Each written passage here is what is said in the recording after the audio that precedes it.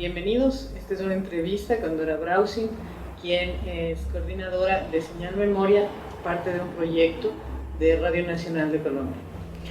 Bien, le queremos preguntar, ¿en qué consiste el proyecto de la fonoteca de la Radio Nacional de Colombia? Bien, bueno, pues te cuento. El proyecto Señal Memoria, que desde el 2006 lleva trabajando en el componente sonoro, en el componente fonoteca, es una iniciativa que busca garantizar el acceso de los ciudadanos y de los usuarios de Radio Televisión Nacional de Colombia, Señal Memoria, Sistema de Medios Públicos, garantizar el acceso a esos documentos, a esos contenidos. En el caso de nuestros productores, pues para los usos y necesidades que tienen las emisoras y los canales de televisión que tenemos, pero también para los ciudadanos, en el caso de que ellos estén haciendo investigación, simplemente quieran recordar un documento con el que crecieron o que hacía parte de su unidad familiar o de los recuerdos de su unidad familiar exactamente, que la gente pueda acceder al documento. Eso es lo que buscamos con el proyecto.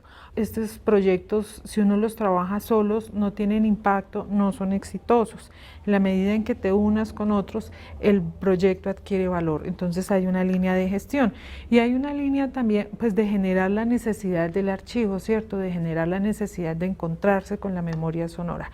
Eso es lo que nosotros llamamos el componente fonoteca dentro de esta estrategia de señal memoria. ¿Por qué es importante el patrimonio sonoro para el rescate de la memoria audible? Es muy importante que nuestros registros sonoros sean recuperados porque son tan importantes como los de documento en el papel, ¿cierto? Además, en lo sonoro hay muchos componentes que no tienes el papel, tienes el acento, tienes el estado de ánimo, ¿cierto?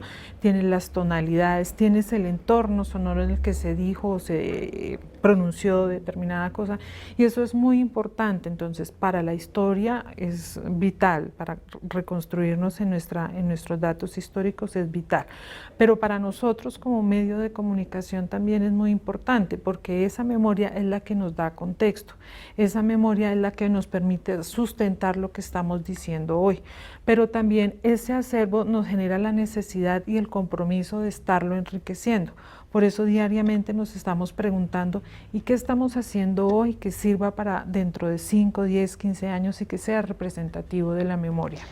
¿Cuáles son los principales logros que han obtenido con el proyecto de recuperación del patrimonio sonoro?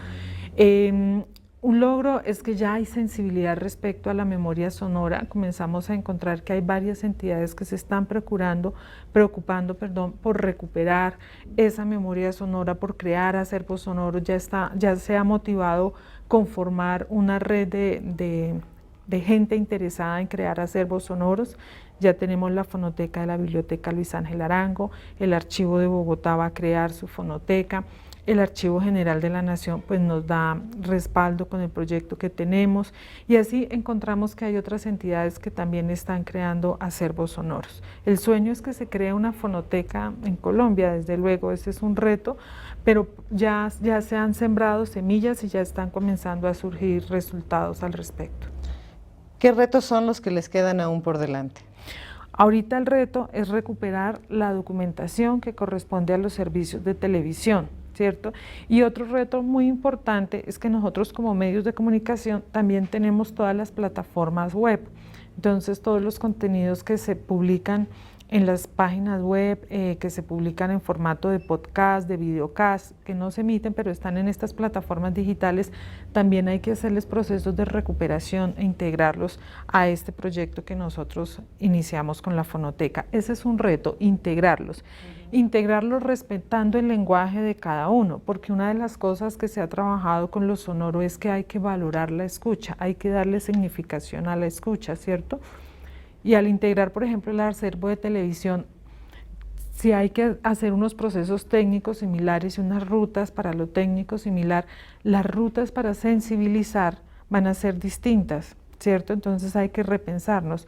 Una cosa es la ruta para sensibilizar respecto a la escucha y otra cosa ha de ser la ruta para sensibilizar al ver. ¿Y cómo le digo yo al ciudadano que es tan importante ver como escuchar? Si llevo 7 años diciéndole, hey, escuche, ahora entonces también tengo que volverle a decir, hey, tienes que ver también. Ese es un reto que tenemos ahorita para mirar cómo cómo lo asumimos y qué lecciones vamos a tener ahí en ese ejercicio.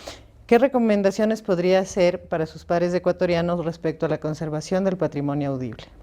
Bueno, yo por el poco tiempo que llevo aquí en Ecuador, percibo que Ecuador como Colombia también es un país oral, que muchas de sus historias y su cotidianidad y de los procesos que trascienden la vida de la gente están en la palabra. Entonces yo le diría a los ecuatorianos que asuman el riesgo también de pensar en crear una fonoteca, la fonoteca de los ecuatorianos, donde no solo estén sus acervos musicales, sino también estén sus programas de radio, esté su memoria oral, estén sus saberes, estén todas las lenguas de sus comunidades indígenas, bueno, que sea representativa de la oralidad y de la expresión sonora. El paisaje sonoro, por ejemplo, de los ecuatorianos también debería ser parte de esa fonoteca. ¿Cómo se hace? Uno, creyendo, realmente estas son cosas, uno tiene que creer en lo que hace. Si uno cree en lo que hace, que tiene un fin y que tiene una utilidad, hace la gestión, el universo confabula para que las cosas se den. Y es que alguien tome la iniciativa, lo lidere y lo saque adelante. Eso se necesita y sería importante para las generaciones presentes y para las venideras poderse encontrar en lo sonoro. Yo no sé si los ecuatorianos tengan en este momento la capacidad de decir que pueden hacer una historia sobre cómo suena Quito en determinado momento de la historia. Han cambiado sonoramente la ciudad. ¿Existen los documentos para contar eso? No sé si los tengan, pero si no los tienen, es oportuno que se hagan las preguntas y comiencen a llenar esos vacíos para que no sean preguntas sin respuesta siempre, ¿no? Muchas gracias a la profesora Dora Brausin por su ayuda en contestar estas preguntas respecto al patrimonio sonoro y la memoria audible.